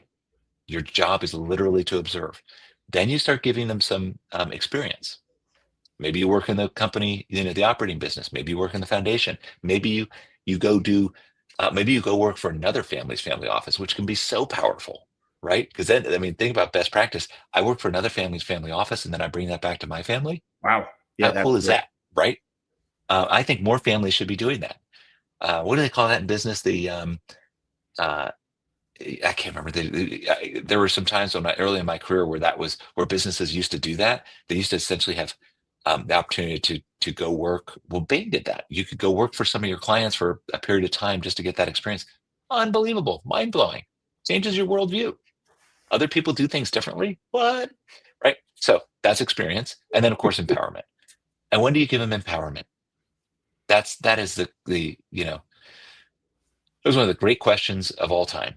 Some of the greatest leaders of in the history of corporations, in the history of civilizations, have been, gotten that leadership role at age 25 and been extraordinary. Others, you have the Prince Charles problem, and you don't get it until you're in your 60s or 70s. I don't know that there's a perfect answer to empowerment. I think it's probably a lot to do with the individual themselves, but a lot of it is to do with how do you give them empowerment that grows over time and not instantly gives them everything. And I know two different families very, very well because I sit on the board of two family businesses, which is one of the most extraordinary privileges to be able to sit as an independent board member. And the one of the businesses, the board I sit on, the patriarch of the family is 94 years old. He joined the family business at age 17. At age 25, his father, who founded the business, came into the office of the family business, took his keys, put them on the desk, and said, "The business is yours." Think about that. At age 25, the business is yours. At age 94, on January 1 of this year, he stepped down from being the board chair. Yeah. Think about that. It's extraordinary. And yet, in his particular case, he was great. He did the same thing for his children as he gave them the opportunity to be in significant leadership positions at a relatively young age. But I know another family, almost identical story, and the next generation has the scion of the family, the G2, has kept total control, has given his children none of it. And it's like, well, you know, didn't you get some of that control? Actually, you got all that control in your 20s. In his case, he was a little bit older, but I think he was 28 or 29. You got that control, but why don't you give it to your children? Like it's almost hypocrisy. I hate to say it that way, but it is. And so I think there's so many amazing stories where young people took that ownership, and because of the confidence that parents had in them, they built extraordinary things.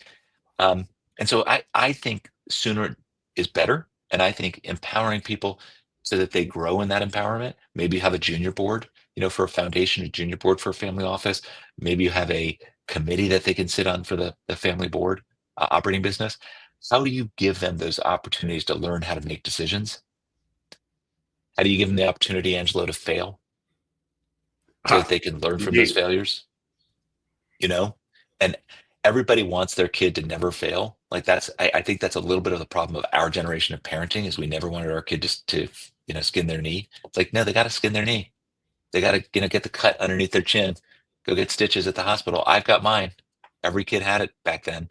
um that's what our I think we're a little bit missing, is giving our kids the opportunity to have agency, to make decisions, to see when those decisions are successful and not. So as I think about rising generation, there's so much to it. And again, that's another 3-hour discussion.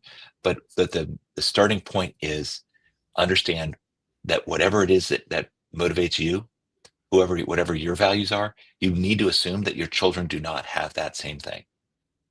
And so you need to learn, listen, engage, to allow them to get exposure, experience, and then empowerment. Does that make sense? It does. You kind of answered it there. I'm going to ask a question relative to that in a little bit of a unique way. Yeah, I got about 30 more questions. We're not going to have the time for that. We'll definitely do a part two later in the year. But I think we got time probably for 6 or 7 more. So, building upon what you just said, I'm going to reverse it a little bit. What are most rising generation leaders getting wrong? And how can they lead more with credibility? Oh, um, what are they getting wrong? I so when you said what are the rising leaders getting wrong, or what are the current leaders getting wrong? Yeah, no, younger, next gen, Okay. rising Oh, gen. yeah. That Yeah. could Oh, be so even misleading. Like you said, I could be 70 years old and be a rising generation in the family, but yeah. I think I'm implying people that are probably 30, 35 and under. What are they getting wrong? Oh boy. You know, I think they not understanding how difficult it is to steward wealth. Um, and in a sense, and again, like I actually tell people, great families don't steward their wealth. Great families steward their purpose, Ah, love it. right? Stewarding wealth almost feels like passive, and honestly, it's not that exciting and interesting. Like, you can steward wealth by putting all of your wealth in an S&P 500 ETF and just go sailing. And sometimes great families should do that. Like, that's You okay. probably, after 20, 30 years, you'd probably beat most active managers, but that's a I different know. story. Yes.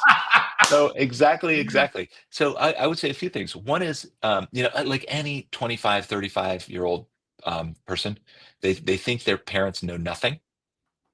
And I will tell you, I I had parents. We all had parents. I am I am more, conscious of how smart my parents were now than I was back then. Right? I thought I knew everything, and you're there. What is it that Mark Twain says? There's nothing like a 21-year-old who's they think they're the smartest person in the world. Like, I wish I were 21 when I knew everything. Um, there's something to that. Like, there's something to that confidence and the cockiness and the arrogance of a 21-year-old who thinks they know everything. But what I would tell rising leaders is the same thing I'm telling family office leaders, the same thing I'm telling the G1s, that it's the same thing as a pastor, that I think is so critically important, is listen, listen, listen, right? Listen, learn, engage. Um, I think they are probably underestimating, honestly, just how in what a moment of transformation we're about to hit. And I Yeah, think you we're going to get to you that. yeah, I know you instinctively get that. I don't know that everybody does, Angela. Oh, I no, really don't. no. 95% of family offices either don't get it or don't want to get it. They have Yeah. their head in the sand. Yes. So that's a rising gen issue. I think having um, trust and faith in the older generation. We talk sometimes at Banyan about, again, in the context of governance, because we're really focused on governance, leadership, ownership. the wisdom council. Have you ever heard this concept of a wisdom council? No. Because the concepts of a wisdom council is you have your family council, right? So that could be all family members. It could be subset of family members. It could have spouses. It might not have spouses. A wisdom council is very specifically the oldest members of the family are part of the wisdom council. And the idea of the wisdom council is they don't necessarily have decision-making authority over anything specific, but they're an available resource for the family as they're making the big decisions. And so it's saying, I don't necessarily want to put all the decisions just with the oldest members of the family, but I want to treat them as this extraordinary resource, a treasure for the family to learn from their experience, to learn from the accumulation of things that they have seen, felt, heard, witnessed over their lifespan. That, I think, is so powerful. It's also really hard as, I'm 55. I still think, gosh, really? But more and more I realize, no, that would be, think about all of the civilizations all over the world for the last, 5,000 years, where the elders were revered. One of the problems with the American culture, and America has so many extraordinary traits. This is one of its weaknesses, is we have forgotten the value of our elders. And so the Wisdom Council is to say, no, there is treasure in our elders that we should be tapping into as we make decisions as a family. So that's something I would also think about. It's I do think so much about the next generation, about how do you teach them and train them, but I haven't thought about that question that you raised. So this is all kind of coming off real time, but I think it's one worth really continuing to probe, Angela. I think there's something there to how will they fail? Like, what are the things that we can help to make sure that they are successful, both structurally, but also individually?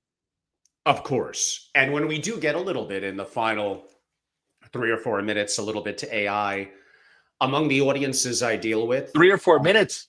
I want to give it 3 hours, but Yeah. my audience hears me talk enough about AI, so I want to cover some different subjects. But what I was getting to is the over 40 and principals and older generational family Yeah. members and often executives, they honestly don't get it. Although I sometimes have my disagreements with the rising generation for some of the reasons why I asked that question and your comments, they may not even like me, but they get it. When I talk about that, like it's native to them. They're nuanced to it. But we'll get a little bit to that. But one thing where I sometimes disagree with them on, maybe I'm wearing my grouchy old man Wyoming roots a little bit now. I promised you I'd come back to impact. We really only have 2 or 3 minutes for it because I got a couple of other questions. Yeah. I'm sometimes a little sensitive to that word. Like, what does that Yes. mean? I'm an impact investor. I'm doing good from a societal perspective. But who's determining that? Is it fair to other family members if you're managing capital relative to not optimizing returns? Then you could do with your money what you want to do with it. So, and again, I know I'm making more enemies than friends. Welcome to Angelo's world. But I'm not always the most sympathetic to the word impact investing. Prove me wrong. Here, I'm going to help you out, if that's okay. Okay, please. I'm gonna help broaden your perspective of how to think about impact in a way that I think you can take that. You know, I like to think of it as jujitsu. Take that energy and reflect it back in a positive way, because that's the power of a great family office head. That's the power of a great family office patriarch and leader. Is how do you magnify the positive energy and diminish the negative energy? I think about impact as not just we used to say ESG. Then we said, gosh, there's so many different acronyms that have come out, but um, DEI was a little bit of impact, right? Set all that aside. When I worked with the Waltons, one of the things that we talked about and really at length was the fact that their greatest source of impact was Walmart, right? So if you think about great Yes. families and you redefine what does impact mean, it's not just the philanthropy, it's not just the grant making, right? That's important. I've got lots and lots of thoughts about foundations. The fact that they can't get beyond third generation. Why? Should we even have a foundation? Should we think about our giving differently? Should I do a DAF rather than a private foundation that requires a 990 form to be filled out and reveal everything to the world. Like, how do I think about that? Should it be an operating foundation or should it be just a grant making foundation, right? That kind of impact is so limited.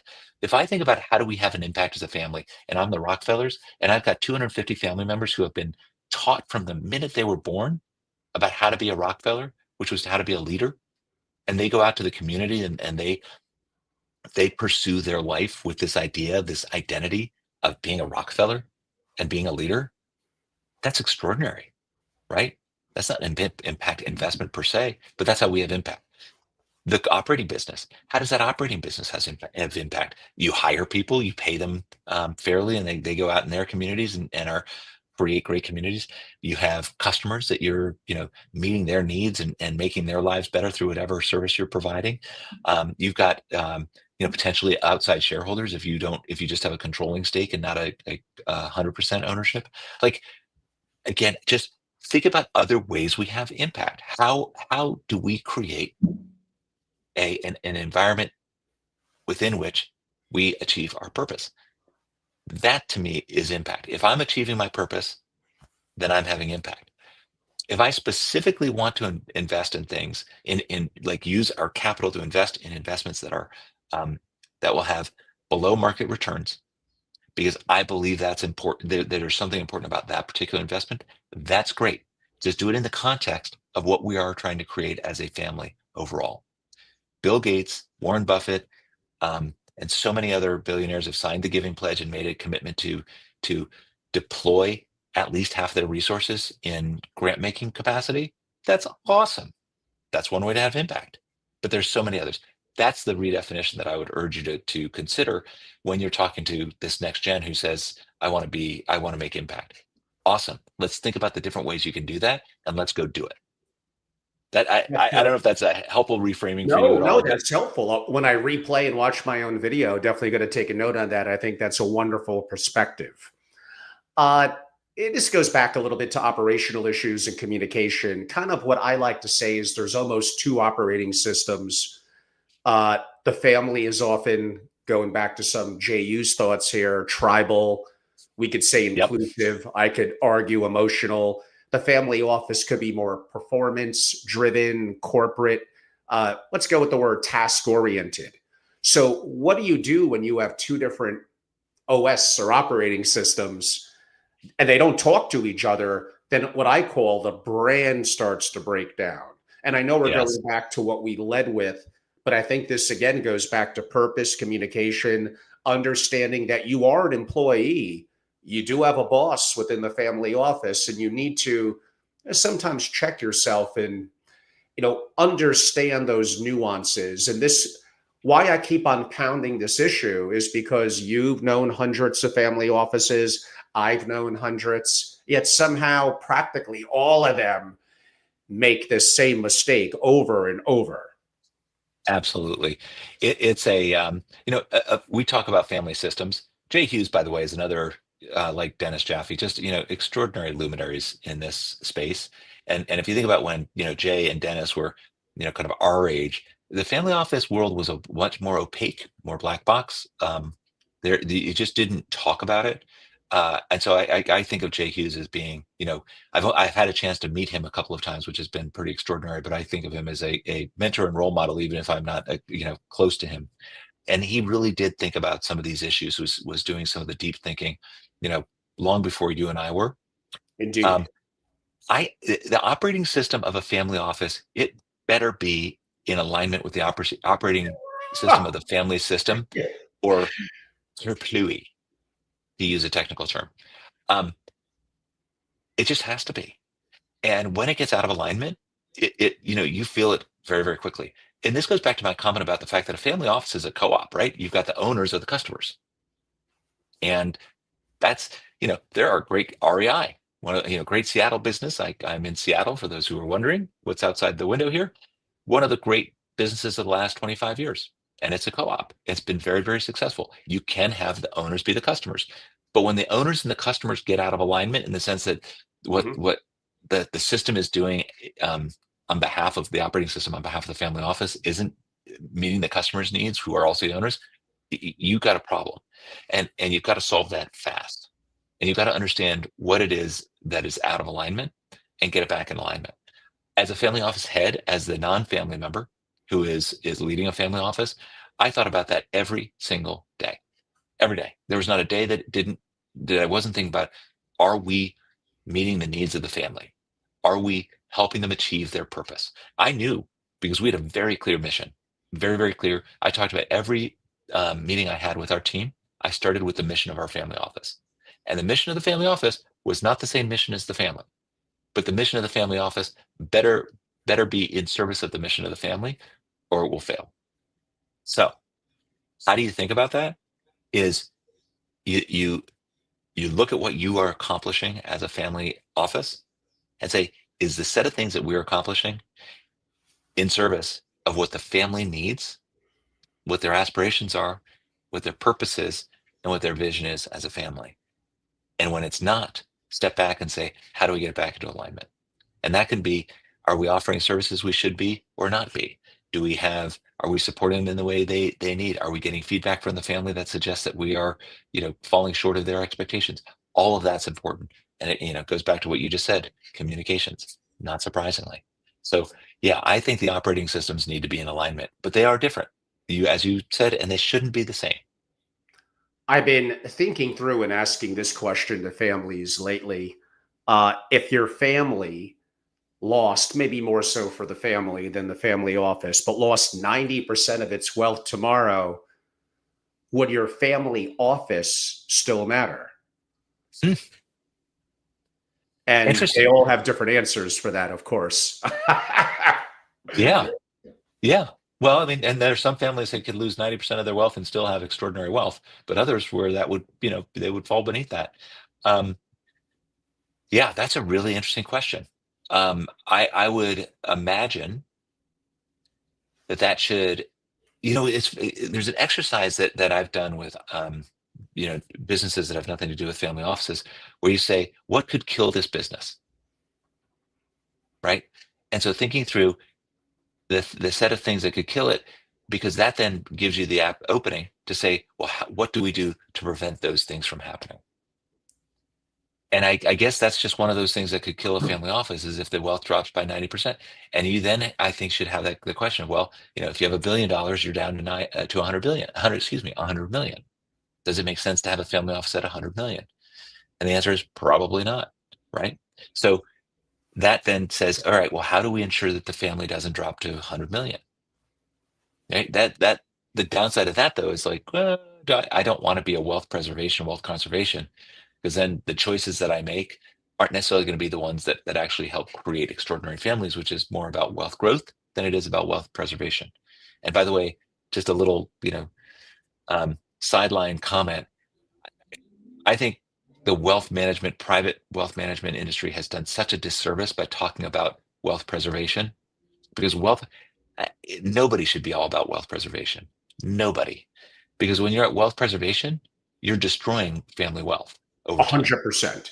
Yes. If Okay. nothing else, the impact of inflation for you as a wealthy Yes. family, taxation, distributions. Family I've been growth. talking about that for decades. I get called an idiot, but you could No. say it, Stephen, and of course, it's going to help my case. So Genius. bring it on.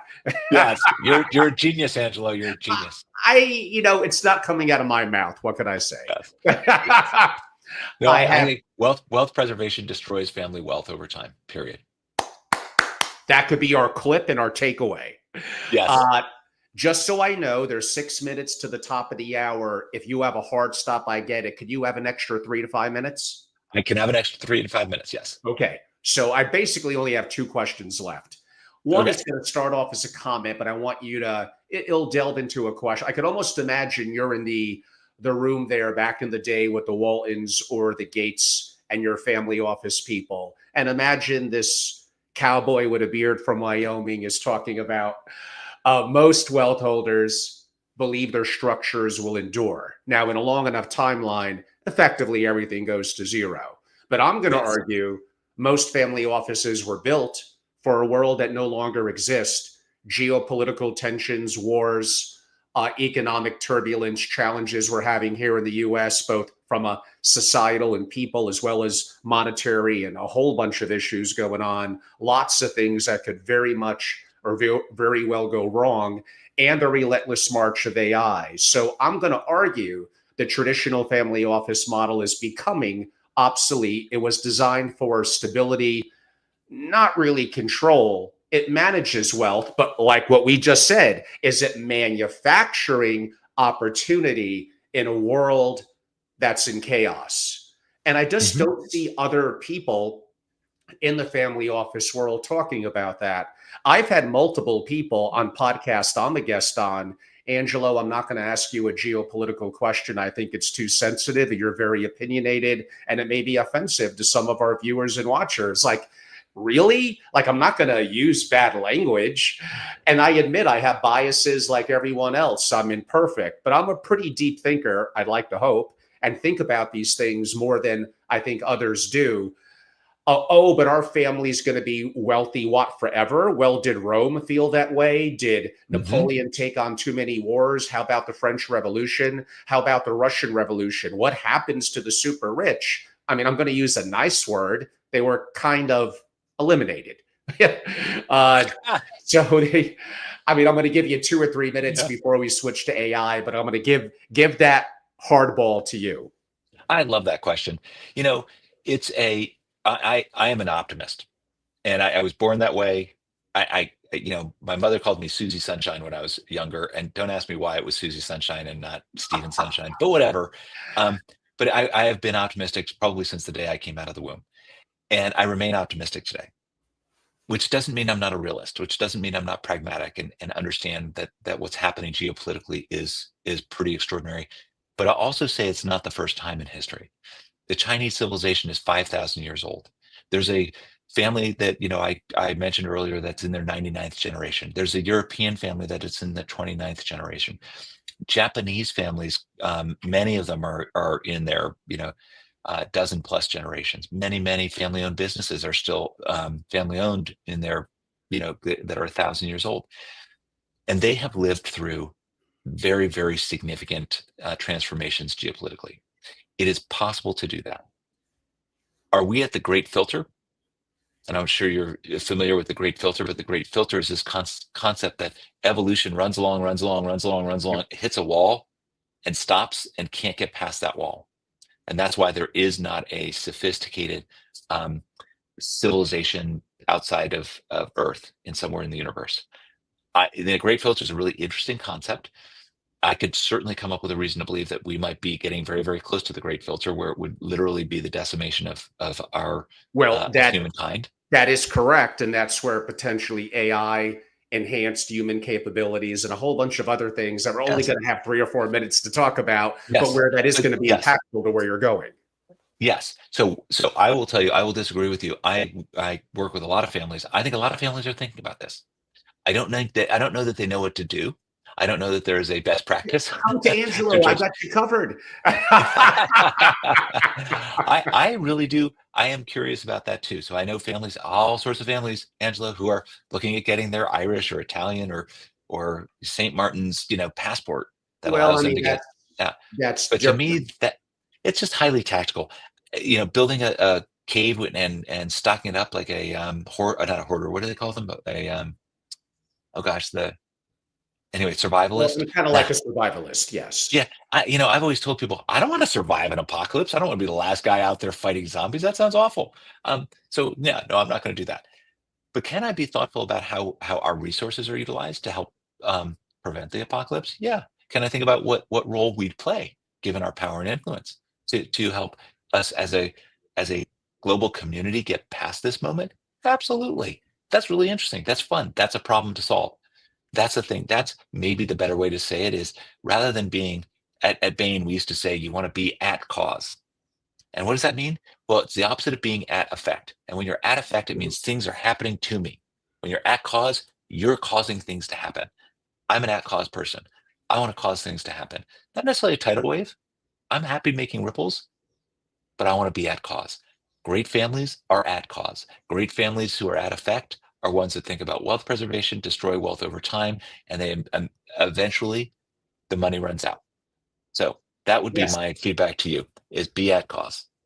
Well, we really only have, before I give you a chance to close and share how people can reach out, probably 2 or 3 more minutes. I'm going to end with AI. I've been extremely active in the community for a couple of years. I go to Silicon Valley all the time. I travel the world. I talk about it. Uh, Over 1/3 of my investment portfolio is in public and private things in AI and robotics. I'm living what I'm talking about. I put my order in for the NVIDIA DGX Spark personal AI supercomputer coming out this June. I built my own AI Wow. structures. I'm active in interweaving AI agents. And effectively, my structures and family office is becoming way more. And this is the year, quote unquote, AI centric. I could do more with less, better, and faster. Do I have Yes. concerns from a societal perspective, mainly jobs? Of course. Do I think that Silicon Valley is poo-pooing that a little bit, not to scare people? Yes, honestly. There's not going to be any easy landing relative to that. We might even have significant societal upheaval, and it may Hmm. get really bad, to be honest with you. AI will never be weaker than it is today. I think robotics will be the biggest industry ever within 15 or 20 years. And fundamentally, it's going to change everything within the family office. I'm already building that stack. I have it working for me in some aspects 24/7. And yes, I'm that person well ahead of the curve, living through it and doing it myself. And I'll be doing some master classes this summer on effectively creating effectively in 3 days your own more AI focused family office. And it is something that I'm extremely active in as a principal and actually Yes. doing it. We don't have enough time to do 1 or 2 hours, but I'll give you the final comment relative to how family offices may need to think about AI, less so from investing, but that could play a little bit into your answer, more so thinking about things more strategically and deeper thinking. It's such a powerful comment you made about AI. We used to say when I worked for the Gateses that today is as simple as things will ever be again. Yes. And it's a really powerful way of stating it, which is similar to what you said about AI, is that AI is as least powerful today is as It's least ever going to powerful be. as it will ever Right. going to be, Yeah. right? Yes. And I get that. And I think it's a really important because it is, um, one of the things it's telling you, Angelo, is that if you are not aware and really going deep on AI, that's going to be a problem. And this is even more so than the internet back in the early 90s. It's more than, the computer age back in the 70s and 80s. We were fortunate enough that we had an Apple II Plus in my house in 1980 or 79, whenever, Wow. 77 maybe, whenever it came out. Um, my father worked at IBM, and he got us an Apple. And they were very expensive, but he knew that his 5 boys should have access to Apples. We then got one of the very first IBM PCs that anybody had, probably one of the first 1,000, quite honestly. Um, and what did we do on it? We played games, of course. Anyway, but the thing about AI is if you're not focused on AI and learning, you will miss it, and it will be a big, devastating miss. That's number one. You're clearly, I know you believe that too. One of my favorite other podcasts is called Exponential View. Do you know that podcast, No, Angelo? no, I don't. Okay, Azim Azar, and he has been talking about exponential growth in and abundance for a decade. And of course, with the taking off of AI, he has become one of the foremost experts in terms of the application of AI to culture, to business. He's just extraordinary. I also asked my family. I was mentioning earlier that I had this anecdote I wanted to share about AI. I have triplets who are 26 years old, and one of whom is married, so a son-in-law. And so I asked the four of them, "How are you using AI in your life today?" And they all came back to me very, very quickly on text, of course, and they shared, "Here's how I'm using AI. I use AI multiple times a day. I'm constantly using AI. But the best one, and this is just a small but nice anecdote, is my son-in-law is a big fan of Wendell Berry, who is a great American poet. Just one of the Indeed. Midwestern, yes, he just Midwestern values. And so my son-in-law loves him so much that he actually asks AI for life uh, instruction, life kind of hints. And so he and my daughter are thinking about moving to London. And he asked Wendell, should he move to London with his wife, given these different, parameters to take into consideration. And it says, and his AI question was, please use Wendell Berry as a source of the feedback. That's a hell of a prompt. Isn't that amazing? It's okay, Angelo. Maybe the next question I put in there is, hey, I want to build a family office from scratch. Tell me what Angelo Robles would do. That's what scares me. I'm going to get myself out of a job, which is why You're not though. You're not. Well, I mean, I'm using now because I don't want to keep on trading the system. I use open source platforms on my computer that I don't share. And why I'm getting the NVIDIA DGX Spark is I don't want to share my proprietary content, which I think is unique, at least I do, with the world. I mean, it sounds a little greedy from my perspective. There's a deeper answer, but I want to be respectful of your time. Gates, and I'm going to mix it up a little bit, basically said, I did a video in Nevada a little bit about this. Within 2 years, 90% of coders gone. Gates said this, within 10 years, 90% of doctors. I 100% agree with that. I look at the world of legal and accounting, which is changing the dynamic of partnerships and associates. You don't need to have as many associates to now come up to be partner.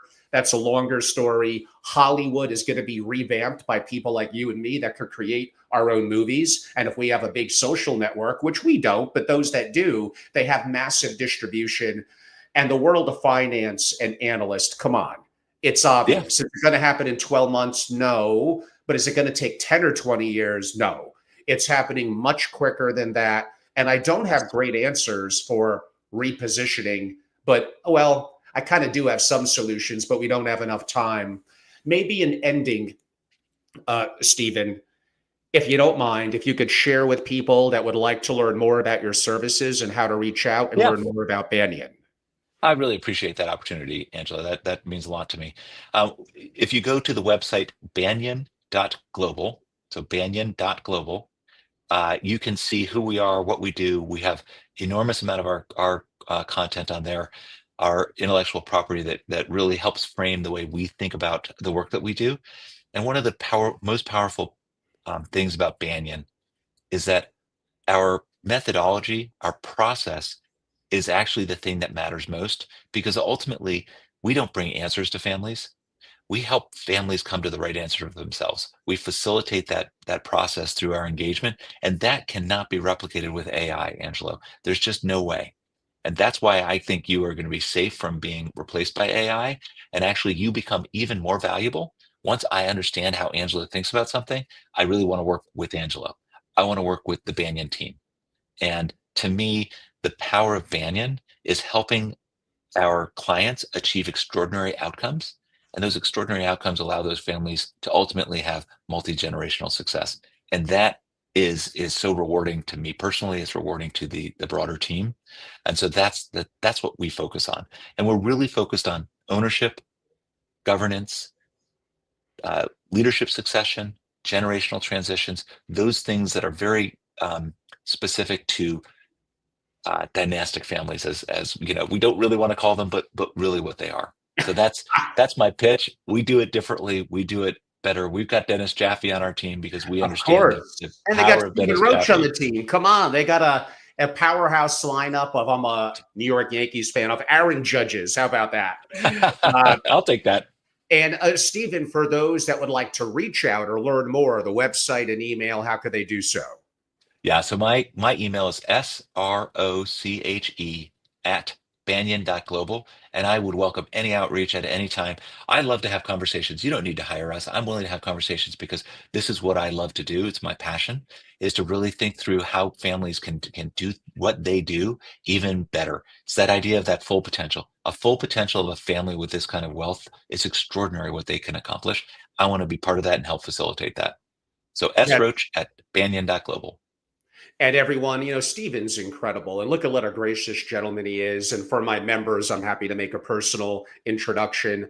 I'm sure Stephen will maybe be at one of our in-person events, West Coast or East Coast. We'll invite him as a special speaker. And Banyan has been around for years. They're incredibly well-regarded. And I encourage every business-owning family office to learn about these incredible resources and an organization like them that could be so valuable in terms of to you. I'll try to keep my wrap up quick, and maybe I'm not quite as kind to Stephen offering those, conversations. I think I give a fair amount of things away for free in my videos, but really that one-on-one connection, I need to be respectful to my members who are contributors to my organization and consulting relationships. And a lot of the proprietary knowledge on excellence in the family office, on practice management, on areas thinking more global, on the sovereign risk issues that Stephen briefly brought up, and definitely on AI and what stack and things I'm using.